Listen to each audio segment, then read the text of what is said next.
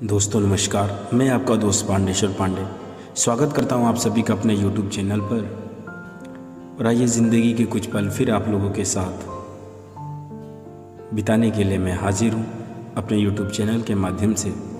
और आज मैं आप लोगों के लिए लेकर आया हूं केवल हिंदुस्तान में नहीं पूरे विश्व में प्रचलित दुनिया में सबसे बड़ी, सबसे कठिन और सबसे पावन व्रत कथा करवा चौथ, जो कि पत्नियों द्वारा अपने पति की दीर्घायु के लिए समर्पित होती है। तो आइए जानेंगे आज की आखिर ये करवा चौथ व्रत की पावन कथा क्या है। दोस्तों, बहुत समय पहले की बात है, किसी नगर में एक साहूकार रहता था जिसके 7 पुत्र और एक पुत्री थी। एक दिन जब कार्तिक मास के कृष्ण पक्ष की चतुर्थी यानी करवा चौथ का व्रत आया तो साहूकार की पत्नी, उसकी 7 बहुओं और बेटी ने व्रत रखा। छोटी बहन ने यह व्रत पहली बार रखा था, इसलिए वह भूख से व्याकुल हो रही थी। 7 भाई अपनी बहन से अत्यंत प्रेम करते थे, इसलिए उसे इस अवस्था में देख नहीं पा रहे थे। जब शाम को सभी भाई भोजन करने के लिए बैठे तो उन्होंने अपनी बहन से कहा, आओ बहन, तुम भी भोजन कर लो। बहन बोली, भैया आज मेरा करवा चौथ का व्रत है, इसलिए चांद निकलने पर उसे अर्घ्य देकर ही भोजन करूंगी। कुछ समय के बाद जब उनकी बहन भूख से विचलित होकर बेहोश हो गई और वह बेहोश होकर नीचे गिर गई, तब उसके भाइयों का सब्र का बांध टूट गया और उन्होंने अपनी बहन के व्रत को खुलवाने का निश्चय किया। इसके लिए उन्होंने घर के पास एक ऊंचे पेड़ पर दीपक जलाया और अपनी बहन से, उठो बहन, उठो बहन, देखो चांद निकल गया है, अब तुम अपना व्रत तोड़ लो, तुम अपना व्रत खोल सकती हो। छलनी की ओट में वह दीपक एक चंद्रमा के समान ही प्रतीत हो रहा था। छोटी बहन ने अपने भाइयों का कहा मानकर अर्घ्य देने निकल पड़ी और अपनी भाभियों से बोली, भाभी चंद्रोदय हो गया है, आप लोग भी अर्घ्य दे दो। इस पर भाभियाँ बोली कि अभी हमारा चांद नहीं निकला है, उसमें अभी समय है, तुम चंद्रमा को देखकर व्रत खोल लो। इसके बाद छोटी बहन ने जाकर विधि विधान से नकली चंद्रमा को अर्घ्य दिया और व्रत तोड़ दिया। इसके पश्चात वह जब भोजन ग्रहण करने बैठी तो उसके पहले निवाले में बाल आ गया, दूसरे निवाले में कंकड़ आ गया और तीसरा निवाला ग्रहण करने से पहले ससुराल से संदेश आ गया कि उसका पति बहुत बीमार है और उसे तुरंत ससुराल बुलाया जा रहा है। इतना सुनते ही उन 7 भाइयों की जो बहन थी वो बहुत घबरा गई और उसी समय ससुराल जाने की तैयारी करने लगी। अपनी बेटी को विदा करते समय माँ ने एक सोने का सिक्का देते हुए कहा, बेटी रास्ते में तुम्हें जो भी मिले उसके पाँव छूना और अगर कोई तुम्हें सदा सुहागिन रहने का आशीर्वाद दे दे तो अपने पल्ले में से ये जो गांठ लगाकर सिक्का रखा है ना, ये उसको दे देना। उसने ऐसा ही किया। रास्ते में मिलने वाले हर व्यक्ति के पाँव छुए, लेकिन किसी ने भी उसे सदा सुहागिन होने का आशीर्वाद नहीं दिया। जब वह घर पहुंची तो दरवाजे पर उसकी छोटी ननद खेल रही थी।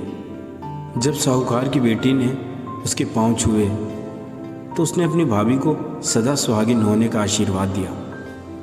यह सुनकर उसने अपने पल्लू में गांठ बांध ली और अपनी ननद को सोने का सिक्का दे दिया। जब वह अंदर गई तो देखा कि उसका पति मृत पड़ा हुआ था और पूरे घर में मातम छाया हुआ था।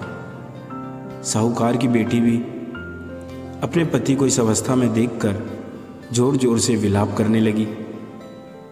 उसके लिए वो क्षण बेहद दुखद था और उसे इस बात पर विश्वास ही नहीं हो रहा था कि उसका पति अब इस दुनिया में नहीं रहा। आखिरकार कुछ समय बाद उसके पति को अंतिम संस्कार के लिए शमशान घाट ले जाया गया तो वहाँ पर साहूकार की बेटी भी पहुँच गई और बोली कि मेरे पति को आप लोग अग्नि नहीं दे सकते। सभी लोगों ने उसे समझाने की बहुत कोशिश की, लेकिन वो नहीं मानी और इस बात पर अड़ी रही कि उसके पति को अग्नि न दी जाए। अंत में गांव वालों ने उसे बहुत कोसा और बोले कि ये कैसी पत्नी है जो अपने पति को मुक्ति भी नहीं मिलने दे रही है, इसे यहीं छोड़ दो और इसके लिए एक झोपड़ी बनवा दो। इसके पश्चात वो लोग वहाँ से चले गए और उसके रहने के लिए एक झोपड़ी बनवा दी। फिर वह अपने पति के मृत शरीर के साथ एक झोपड़ी में रहने लगी और वहाँ आकर उसकी छोटी ननद उसे 2 वक्त का खाना दे जाया करती थी। उस झोपड़ी में वह अपने पति के शरीर की साफ सफाई करती और उसके निकट बैठी रहती। अपने पति के प्राण वापस लाने के लिए वह हर चौथ का व्रत भी करती, चांद को अर्घ्य देती और ज्योति जलाती रहती थी। इस प्रकार समय बीतता चला गया। कई चौथ आई और उसने हर चौथ का व्रत पूरे विधि विधान से किया। अंत में जब कार्तिक मास की चौथ यानी करवा चौथ आई तो उसने अपनी ननद से 16 श्रृंगार की सामग्री मंगवाई।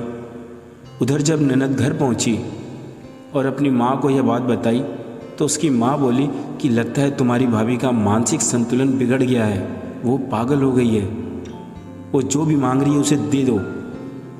इस प्रकार नंद ने अपनी भाभी को 16 श्रृंगार का सामान दे दिया।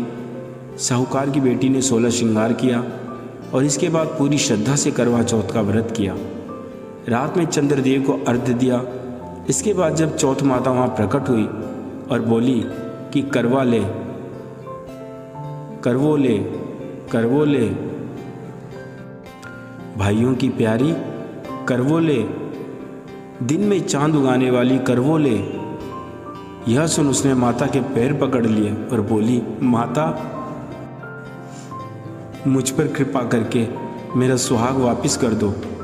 यह सुन देवी ने कहा, भाइयों की प्यारी, तुझे सुहाग से क्या लेना देना, तुझे तो सुहाग से ज़्यादा भोजन प्यारा है। इस पर साहूकार की बेटी बोली, माता मुझसे अनजाने में भूल हो गई, मुझे कृपया करके क्षमा कर दो। तब माता बोली, बेटी मेरे पाँव छोड़ दो, मेरे जाने का समय हो गया है। लेकिन साहूकार की बेटी नहीं मानी और बोली, नहीं माता, जब तक तुम मेरे पति के प्राण वापस नहीं करोगे तब तक मैं आपको नहीं जाने दूंगी। जब माता के बार बार कहने पर भी उसने पैर नहीं छोड़े तो माता का दिल भी पिघल गया और उसकी निष्ठा को देखते हुए बोली कि क्या तुम अपने सुहाग की सामग्री मुझे दे सकती हो। इसके उत्तर में साहूकार की बेटी बोली, माता आप सुहाग सामग्री क्या, मेरे प्राण भी ले लीजिए, बस मेरे पति के प्राण लौटा दीजिए। और इसके पश्चात उसने माता को श्रृंगार की सामग्री अर्पित कर दी। माता ने अपनी आंखों से काजल और मांग से सिंदूर निकालकर उसके पति पर छिड़क दिया। जैसे ही चौथ माता ने अपनी आंखों का काजल और मांग से सिंदूर निकालकर उसके पति पर छिड़का, माता रानी की कृपा से साहूकार की बेटी का पति जीवित हो उठा। उसने माता के पैर छुए और उन्हें प्रणाम करते हुए बोली, माता आपकी कृपा ने आज मुझे सुहाग के प्राण लौटाए हैं। इस प्रकार आप इस व्रत को करने वाली सभी सुहागिनों को अखंड सौभाग्यवती होने का आशीष देना।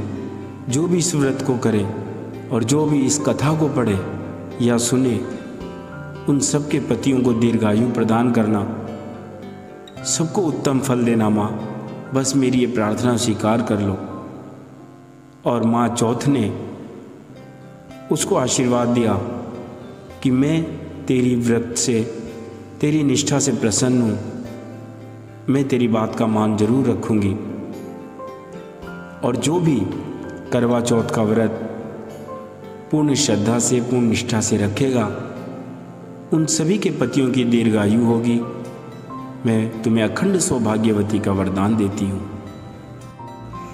दोस्तों, यह थी पावन कथा करवा चौथ की। अगर आपको यह कहानी पसंद आई होगी तो आप इस कहानी को अपने दोस्तों, परिवारजनों के साथ ज़रूर शेयर करें। और अगर मेरी वीडियो पर आप नए हैं, चैनल पर नए हैं, तो चैनल को सब्सक्राइब करें ताकि आप लोगों के प्यार और आशीर्वाद के साथ मैं इसी तरह अपनी व्यस्त ज़िंदगी में से मोटिवेट होकर थोड़ा ना थोड़ा समय निकालकर कुछ पढ़कर, कुछ लिखकर आप लोगों के लिए इसी प्रकार की कहानियाँ लेकर आता रहूं और हमारे सनातन धर्म की जो परंपराएं सदियों से चलती आ रही हैं उनको हम ठीक से निभा सकें, जान सकें। अगर उस कोशिश में थोड़ा सा भी मैं अपनी भूमिका निभा सकूं तो मैं अपने को सौभाग्यशाली समझूंगा। जल्दी मिलते हैं अगली वीडियो में आप लोगों के साथ। तब तक के लिए जय हिंद, जय भारत, जय साईं राम।